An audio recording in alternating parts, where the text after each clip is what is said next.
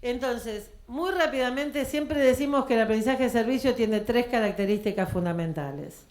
La primera es la solidaridad, que no es la típica beneficencia vertical donde algunos somos Superman y descendemos hacia los pobres que no saben, no pueden, no tienen.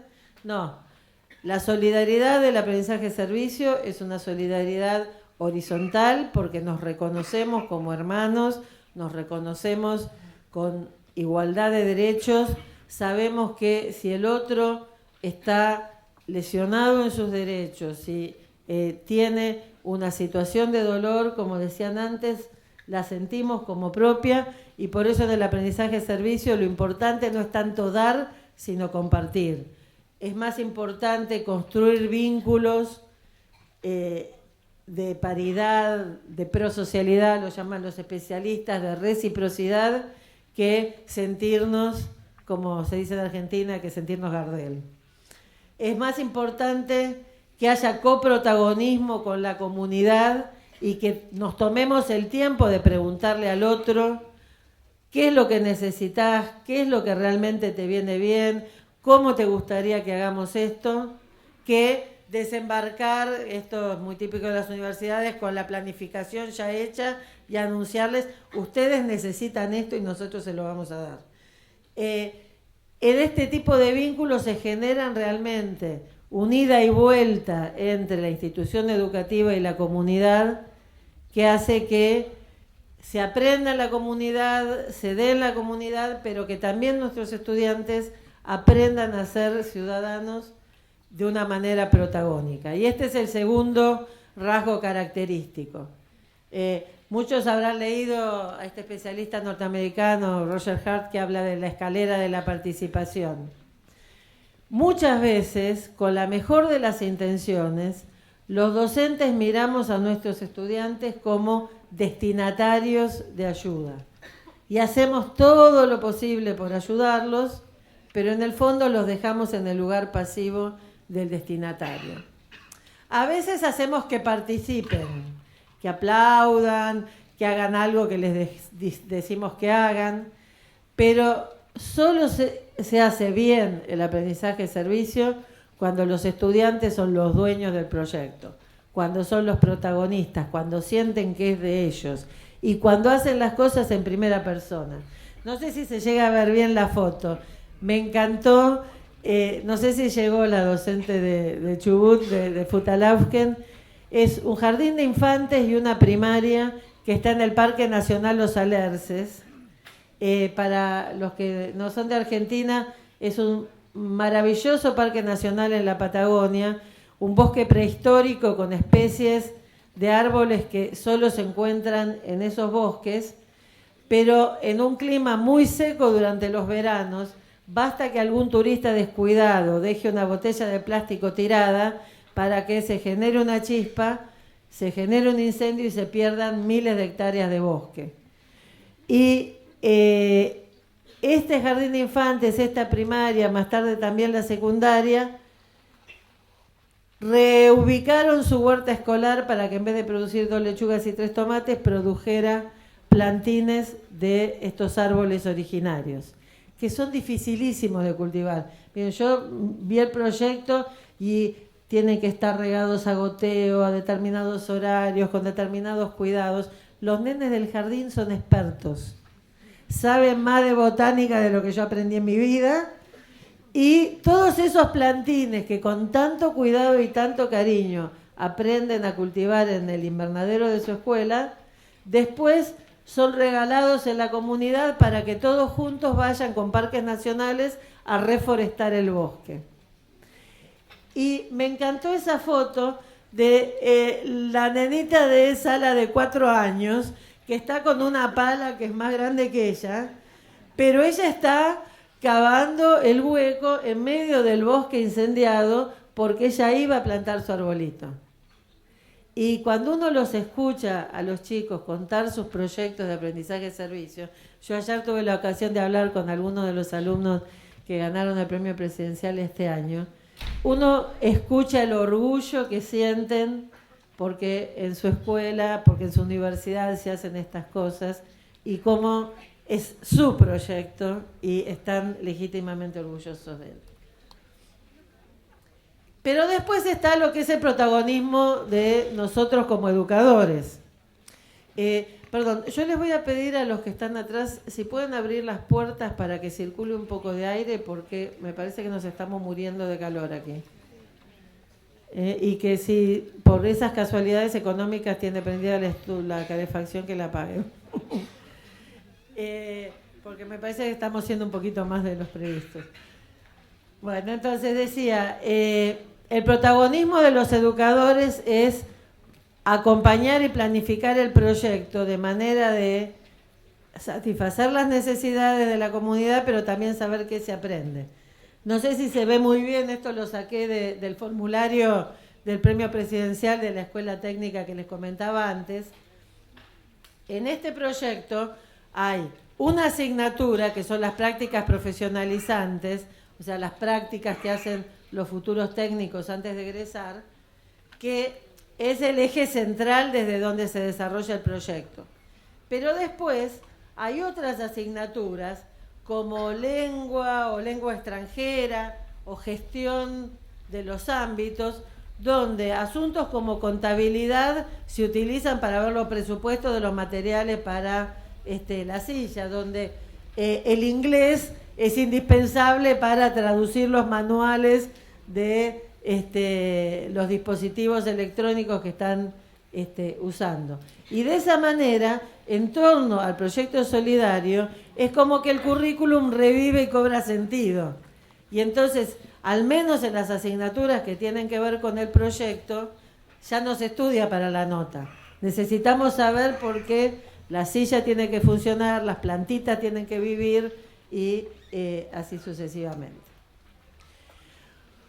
Un detalle que me parece importante subrayar, sobre todo para los que vienen por primera vez. Durante este seminario vamos a hablar muchas veces de el vínculo con la comunidad, el servicio a la comunidad, el trabajo con la comunidad. Y la verdad es que en la jerga docente, habitualmente, cuando uno habla de comunidad, se habla de la comunidad educativa. ¿No es cierto?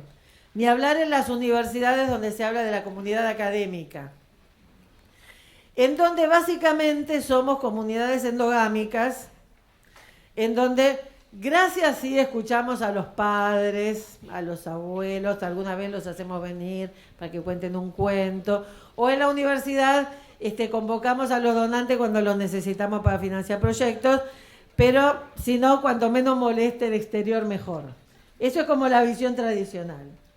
En cambio, cuando nosotros hablamos de comunidad, hablamos de lo que los especialistas en ciencias sociales llaman el territorio. Mi barrio, mi distrito, mi paraje, el lugar que objetivamente estamos situados geográficamente. Pero también hablamos de comunidad como el lugar en el que estamos situados subjetivamente, porque cada uno sabe cuál es su barrio. Hay barrios que tienen 10 cuadras, hay barrios que tienen 20 y hay barrios que tienen 5. En el imaginario y en la comunidad. Hay parajes de muchos kilómetros y hay parajes de poquitos. Porque depende dónde está el problema común, cuál es el interés común de lo que tenemos que solucionar. A veces, como en el caso de Futalaufken, la comunidad es todo ese enorme parque nacional, y a veces en el caso de la escuela técnica es esa escuela especial con 4 alumnos que no pueden comunicarse. Entonces, cada uno define su comunidad. Pero definitivamente cuando hablamos de la comunidad, no hablamos solo de la comunidad educativa. O sí, porque, como dice el dicho africano de que se necesita una aldea para educar a un niño, para nosotros la comunidad educativa es también el conjunto de la comunidad. Antes Alejandra mencionó a la Escuela Técnica número 4 de Junín de los Andes, que acaba de ganar la Feria Internacional de Ciencia y Tecnología en Estados Unidos. Es una escuela que hace casi 20 años que hace aprendizaje-servicio. Y los chicos, el proyecto final de 6º año es proveer de energía renovable algún paraje aislado en la cordillera donde no llega el tendido tradicional eléctrico. Entonces los chicos van a la comunidad, ven las necesidades de la familia, ven si hay un arroyito, le ponen energía hidroeléctrica, si en cambio está alto le ponen un molino para que el viento les dé energía, hacen el estudio localizado, ven cuáles son las necesidades y en función de eso después van al cementerio de autos de Junín, juntan chapas, juntan materiales, piden prestado y construyen el dispositivo que se necesita. Y los de los años inferiores le hacen el mantenimiento a esta altura centenares de dispositivos que han instalado en los años anteriores desde la escuela. Yo lo pongo como ejemplo porque para esos chicos el lugar de aprendizaje no es solo el aula, no es solo el taller de la escuela. El lugar de aprendizaje son los parajes en mitad de la cordillera. Y en ese sentido, los vecinos del paraje que los ayudan a identificar qué es lo que puede producir energía, cuáles son sus necesidades, esa comunidad también es su espacio de aprendizaje. Entonces, para nosotros la comunidad educativa va mucho más allá de las paredes de la escuela. Y por eso nuestra comunidad educativa no es esas comunidades autorreferentes en donde lo único que importa es que también salimos en el ranking de universidades o que también salimos en PISA.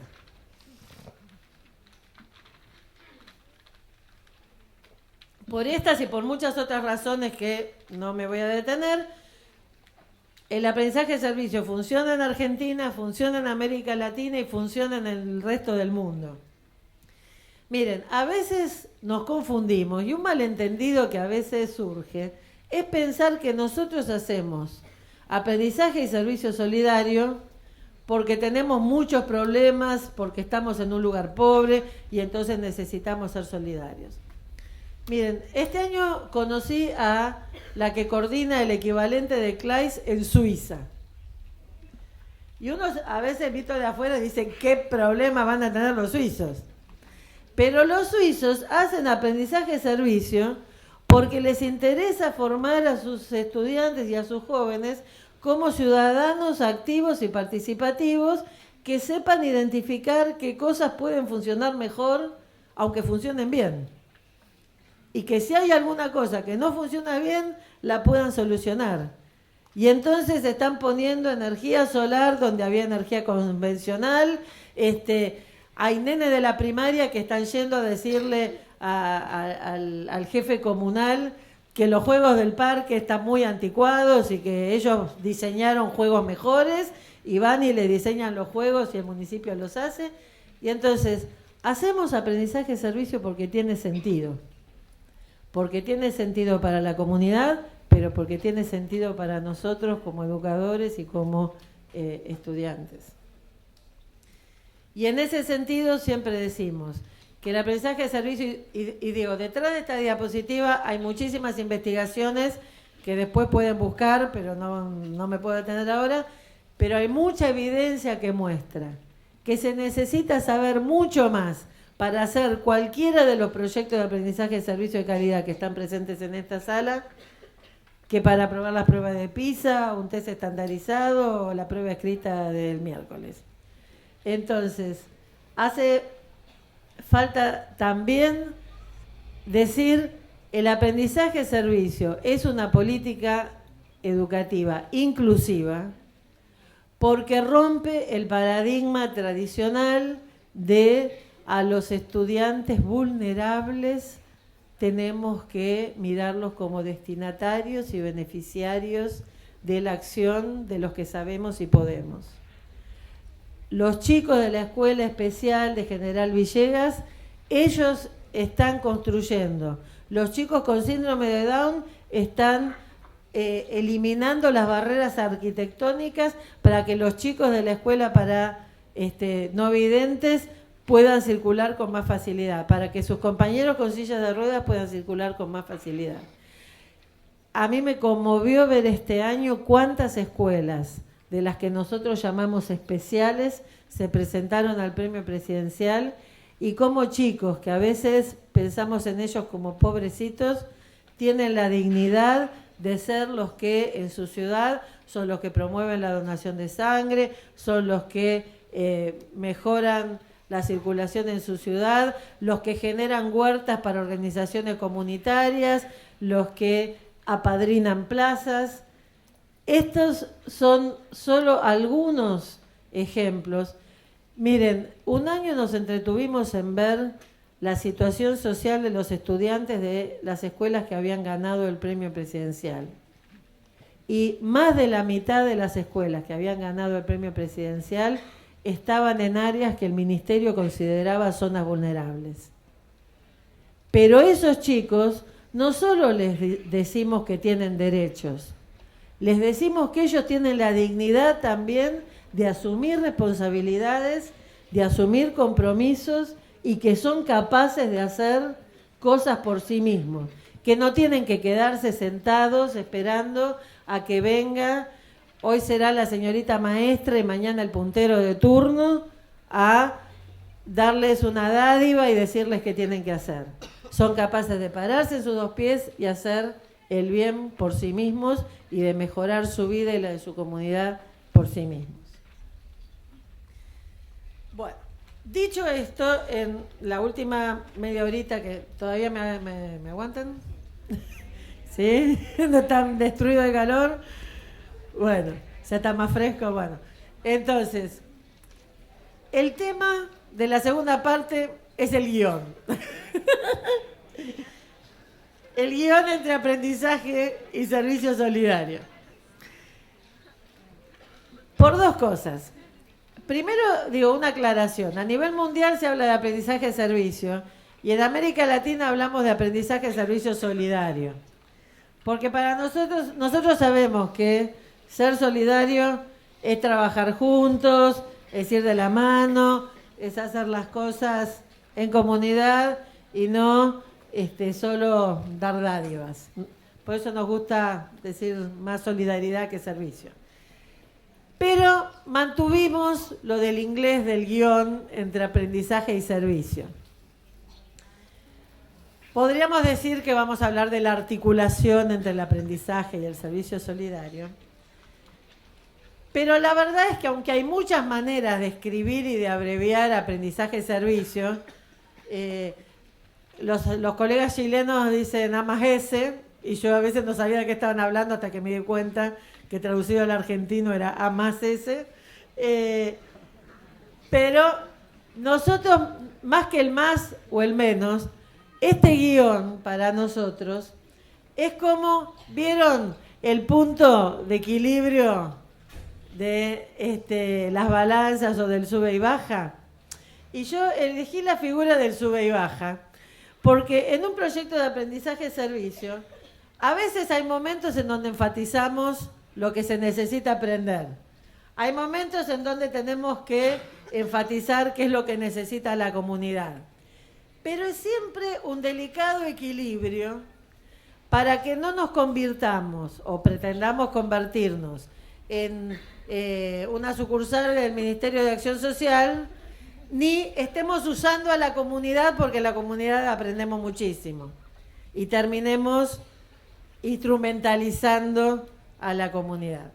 Entonces, me parece que este balance entre aprendizaje y servicio, esta tensión en la que estamos siempre, en la que estamos siempre buscando el equilibrio, es muy importante en este presente de la discusión educativa a nivel mundial, en donde parece que estamos, yo ya no sé si en educación física se hacen las hinchadas, pero estamos, parece que tironeados entre términos que para el aprendizaje-servicio son falsas antinomias, pero que si uno lee los diarios parece que estamos en los partidos de River y Boca o en el equivalente deportivo que corresponda a los países hermanos, porque parece que están los partidarios de la calidad y los partidarios de la inclusión, y parece que si uno pide la inclusión está descuidando la calidad y que si pide la calidad está descuidando la inclusión.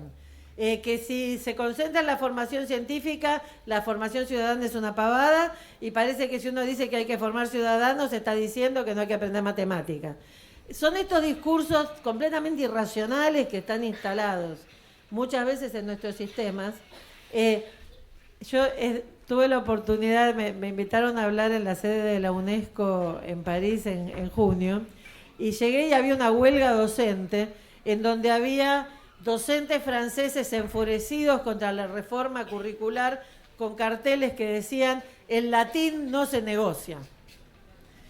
Y estaban enfurecidos porque habían aumentado las horas de informática. Bueno, en estas discusiones, PISA sí, PISA no, son discusiones en donde finalmente todos necesitamos encontrar un punto de equilibrio. Y a mí me parece que este guión que articula el aprendizaje y el servicio a la comunidad nos ayuda a encontrar el equilibrio, porque nosotros sabemos que con estos proyectos podemos hacer todo al mismo tiempo, aunque parezca mentira y aunque algunos colegas no nos crean. Porque yo ahora voy a mostrar algunas fotos de una escuela que para mí es una gran escuela, es una escuela nuevecita. Esa es la foto de inauguración del Colegio Secundario de Arte de Tilcara. ¿Dónde están la gente de Tilcara?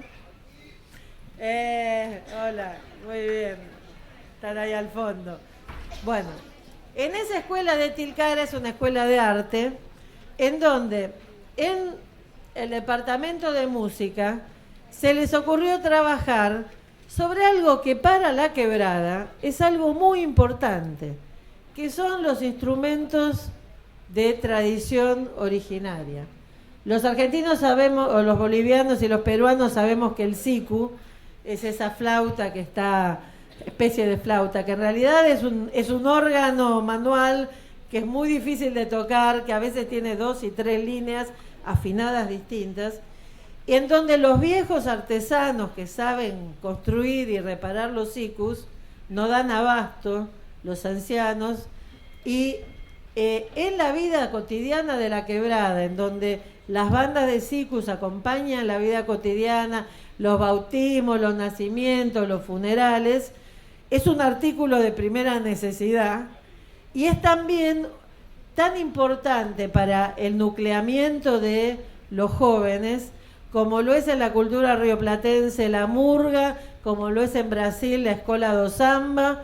Son estos espacios donde los jóvenes se reúnen a tocar juntos, pero son también espacios de contención y de inclusión entre pares.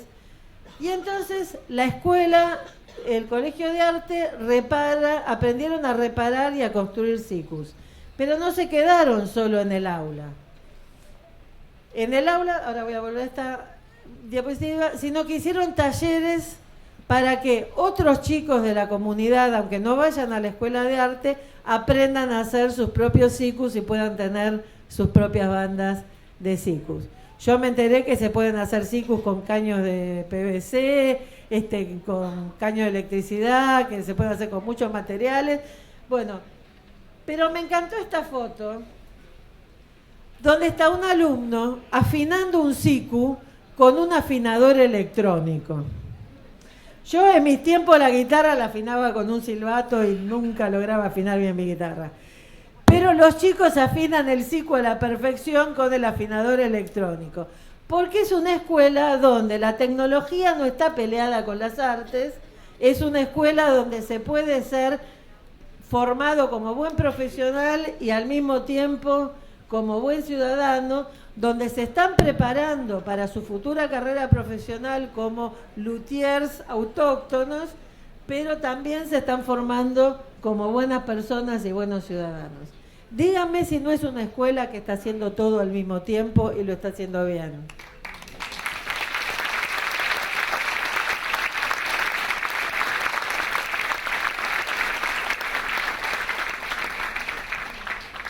Entonces, yo diría que el aprendizaje de servicio lo podríamos definir como un camino muy paradójico hacia la... Ahora, después lo vamos... Ahí los chicos se trajeron los sikus, el ERC, que se trajeron todo. Es un camino muy paradójico hacia lo que las universidades llaman la excelencia académica, lo que las escuelas llamamos la calidad educativa. Y digo que es paradójico porque el camino hacia la excelencia no es mirarnos el ombligo o mirar los rankings, sino es salir hacia el otro, salir hacia las necesidades de los otros, y porque queremos hacer un aporte solidario a los demás, es que sucede todo lo demás, que en la misma experiencia estamos desarrollando, como en el caso de la química solidaria productora de cremas, jabones y aceites, en la misma experiencia estamos desarrollando todas esas cosas que los especialistas nos dicen que debiéramos hacer. El desarrollo de competencias, el saber hacer, la preparación para el mundo del trabajo, los saberes para la vida, la formación ciudadana, el aprender a hacer y a vivir juntos. Todas esas cosas, muy simplemente, las hacemos porque nos preocupamos por los demás. Y al preocuparnos por los demás, todo se ordena y la educación se vuelve de calidad.